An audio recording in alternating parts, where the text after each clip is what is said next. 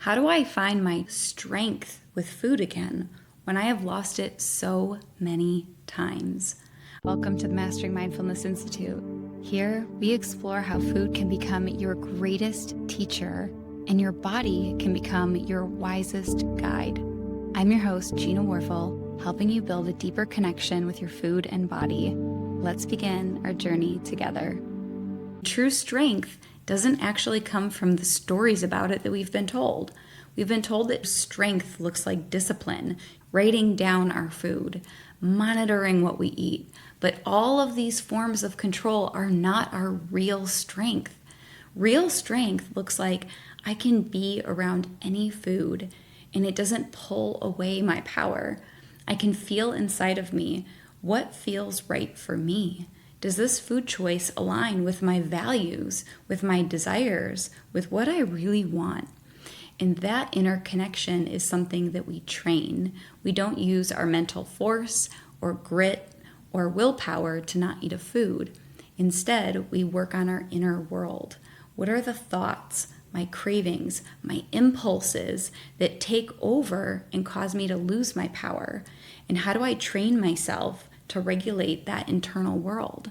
It's that quiet moment when you're by yourself in the kitchen and you have a moment to choose.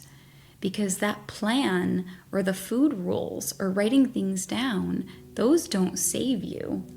Where you grow your self-trust and your confidence is what is happening inside of here in your inner world. And that is what leads us to the feeling of freedom. I don't need rules. I don't need to track.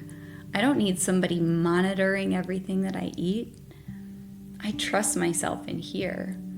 And this is something that we can train inside of us. And it creates this sense of inner stability instead of chaos, impulse, craving, losing our self-control. Think of this as martial arts practices. The first part of martial arts is getting the stance, building a strong foundation that everything else is built off of. With a strong stance, you can punch hard, you can kick hard. Without the strong stance, nothing else works.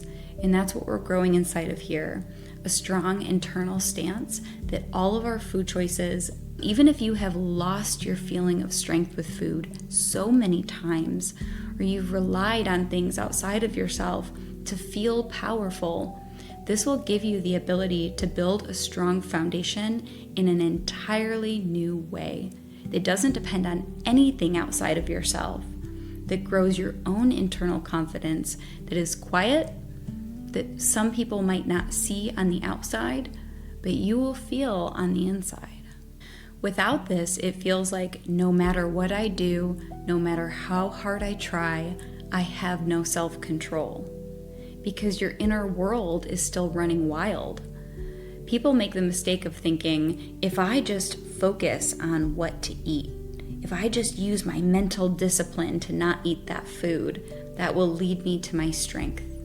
But that's not strength, because your inner body is a stronger driver of food choices, desire, impulse. It comes from in here. It's very primal.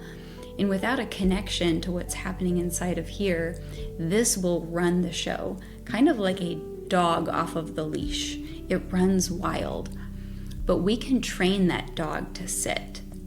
We can train that inner dog, this primal part of us that wants to run off the leash. We can train it to sit and to focus. And it creates this natural sense of strength with food that doesn't even require willpower. It won't feel hard. It feels connected. So most people believe that they need more rules or more control, but they actually need more connection.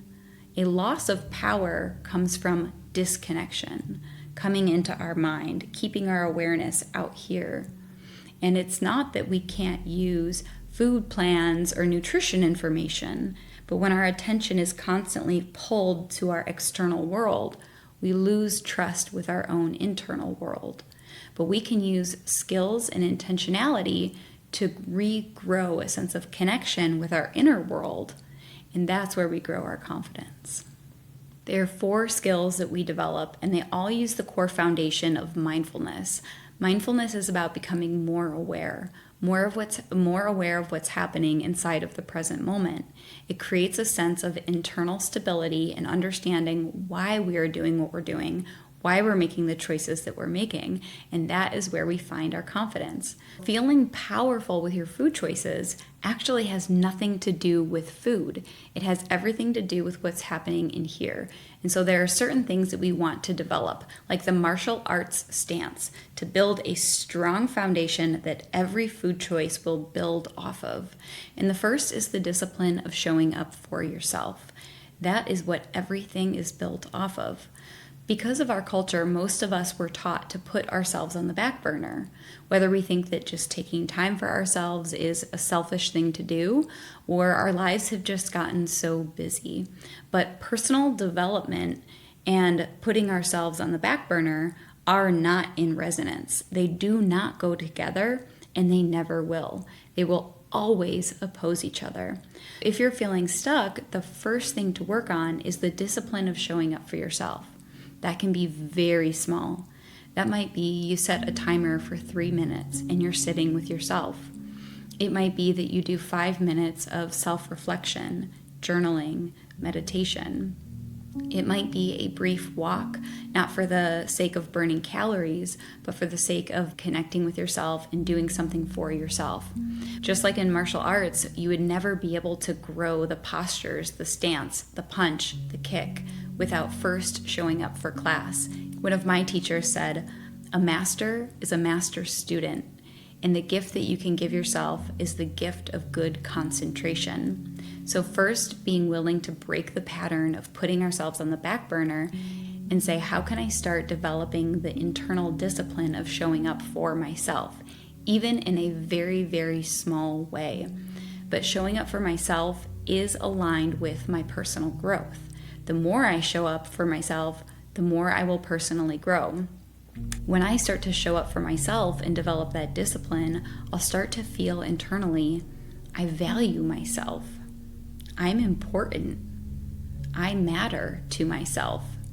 And that is a strong foundation that will continue to grow the rest of the skills.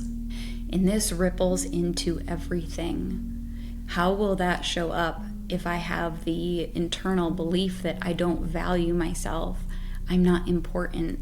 And sometimes coming to that truth can be really hard if there's some of that energy in your mind or in your body. But the way to start changing that story is to develop the discipline of I'm showing up for myself. The second part to develop is coming into the present moment. It's only in this here present moment where change actually happens. If we're around food and we want to feel more powerful with that choice, it won't happen by thinking about what happened in the past, and it won't happen by trying to control what happens in the future. None of those exist. The only real thing that's happening is bringing our attention to the present moment, and that's where we have the ability to make a choice, to choose. And this takes some training because most of us have our mind either on work, into scrolling, into our external world, and it really takes a dedicated effort to bring our focus to the here and now. And so things like breathing, meditation, finding a way to be present will help us retrain our focus to what's happening right here. Without our focus here and in the present moment, I can't feel, what am I feeling right now? What am I craving right now? What is happening inside of my body, inside of my internal world right now? The only place that happens is here in the present moment. And that can give us a lot of clarity and bring us into more truth. Because sometimes when our mind is in the past, it's thinking about old stories. Old stories is what creates beliefs. I'm not good enough. I always fail at things. I have no self-control. Those thoughts create your own words, whether it's a verbal word or an internal word, but those words create your actions, and your actions create your habits. It all starts with what's happening in here. So if our mind is collecting data from the ways that we have failed, the times that we have struggled, and it's creating an internal story, it's creating our external behaviors and our actions. I'll never make progress if I identify with the story that I'll never make progress, that I always fail, that I'll never be good enough. So coming into the present moment helps us be here, that I'm not the same person that I was in the past. Every moment is a new moment. Just because something was hard in the past does not mean that I'm a failure right now in this moment today. So I can meet myself truly where I'm at, what's happening right here and right now, and that gives me clarity. So we can practice bringing our awareness here to the present moment, not micromanaging the future of what I will eat, not thinking about the past of what I have done, but thinking about being here. What am I feeling? What am I experiencing right now in this new moment that is so different from anything I've ever experienced? So you can train this level of presence in different ways. Practice is like when you sit in meditation or you go for a walk or you take a few slow breaths. That's like your training. You're training for game day. I have my students practice and train being with their bodies when they're not in the kitchen, when they're not around food.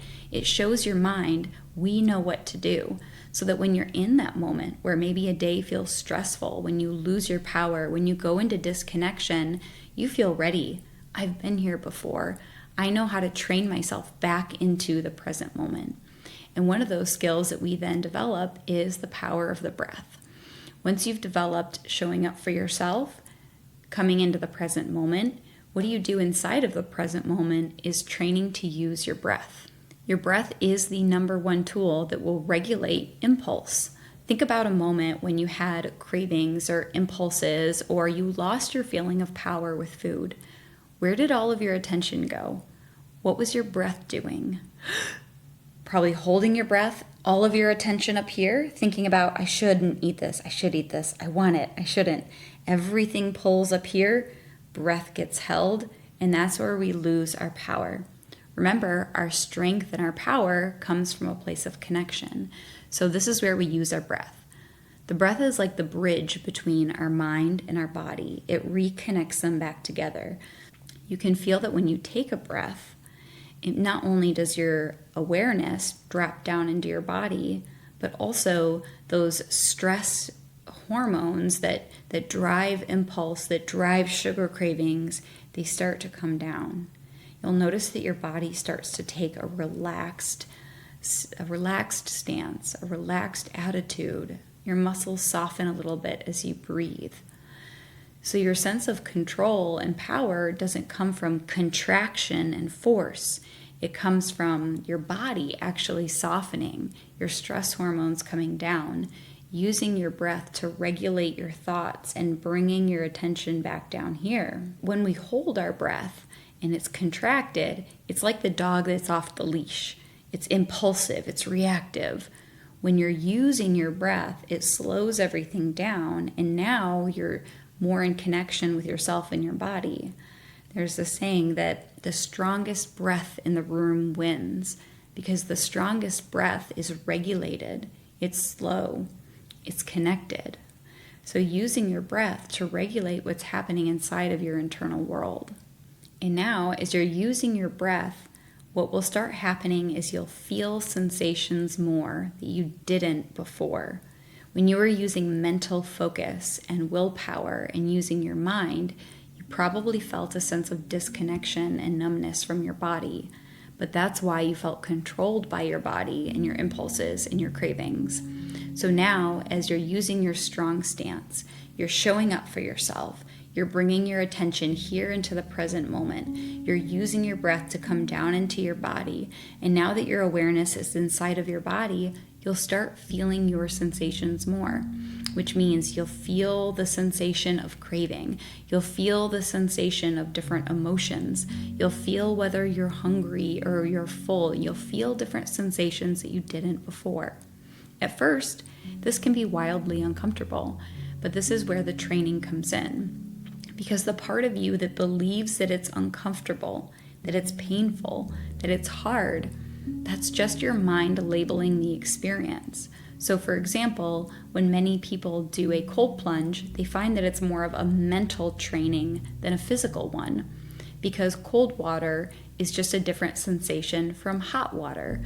Now, a hot bath tends to be more enjoyable because we've labeled it mentally as hot is a preference over cold is bad, something I don't prefer. But when we train our mind and we remove the label that we've associated with hot and cold, we start to realize that hot is a different sensation from cold. And we can start to feel that within our bodies, that emotions are a different sensation, cravings are a different sensation. When one of my students started practicing this, she actually got really excited. When she found herself going into the kitchen, she said, "Wow, I actually let myself feel inside of me what a craving feels like. It feels like energy, it feels like aliveness."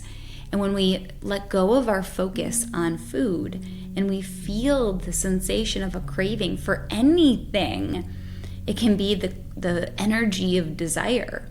It can feel alive, it can feel magnetic.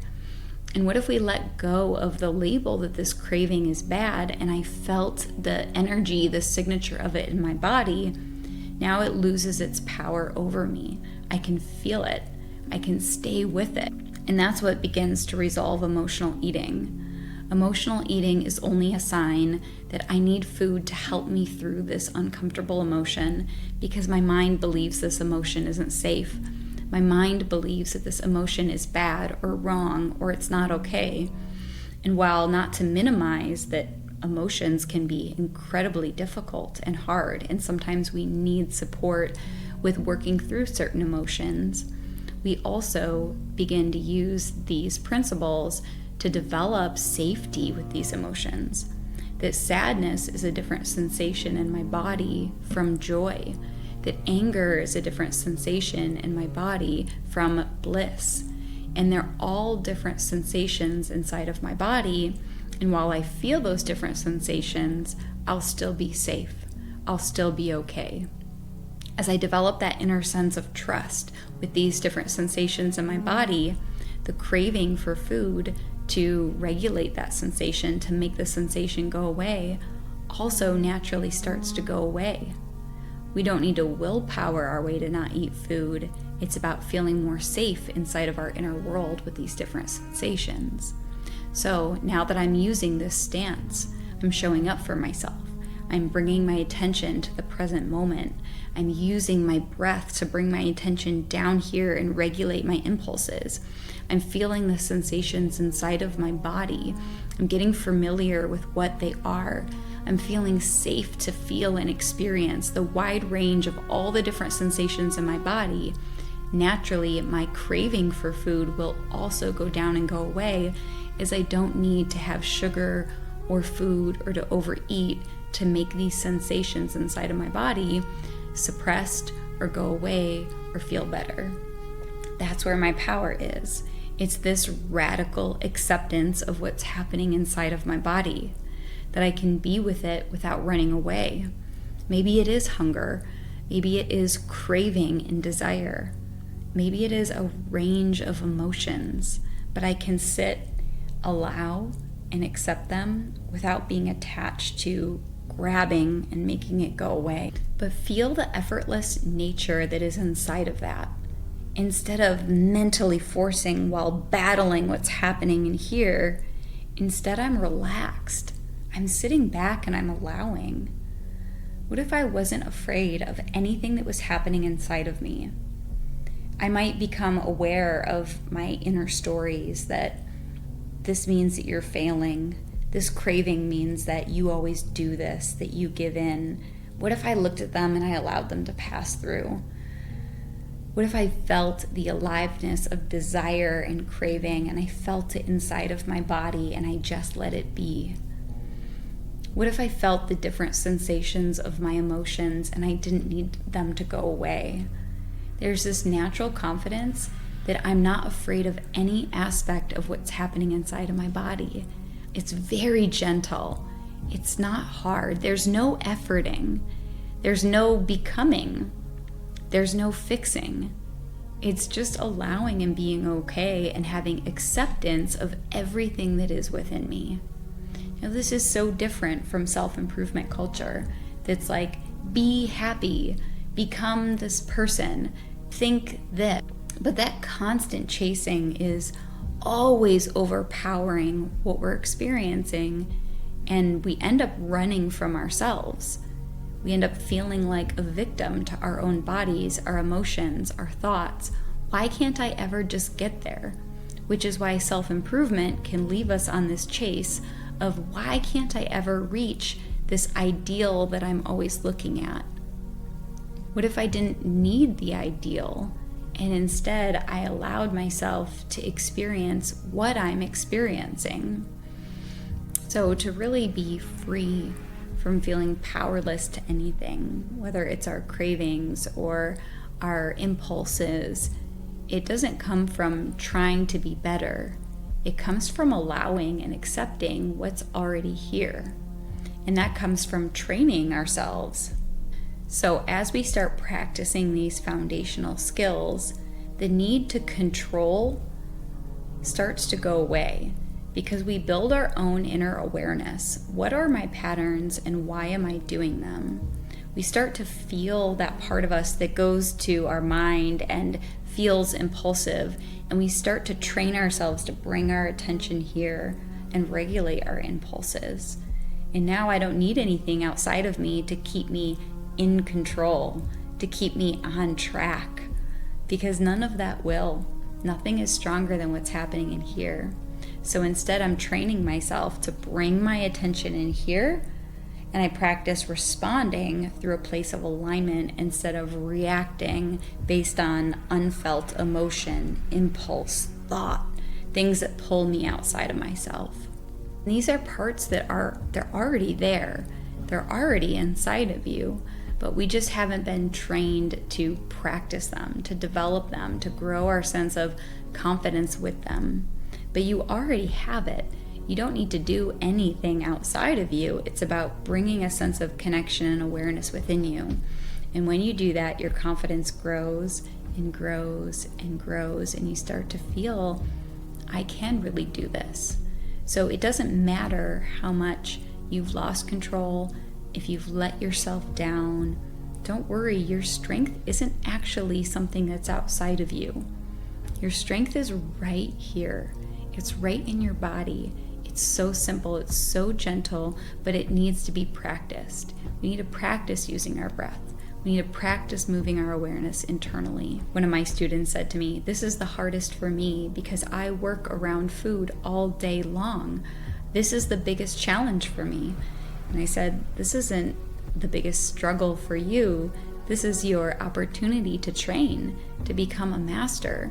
Whether you're at a buffet at a Christmas party, or you're constantly around food while you work, or you have kids who love indulgent snacks and things that test your impulse, they test the moments that you lose your power. Those aren't bad difficulties. They're here. They give you opportunities to train, opportunities to trust yourself. One important part of this training is to not make the stakes so high. While this is really meaningful, it matters. It helps you develop your sense of self-trust. It really truly matters.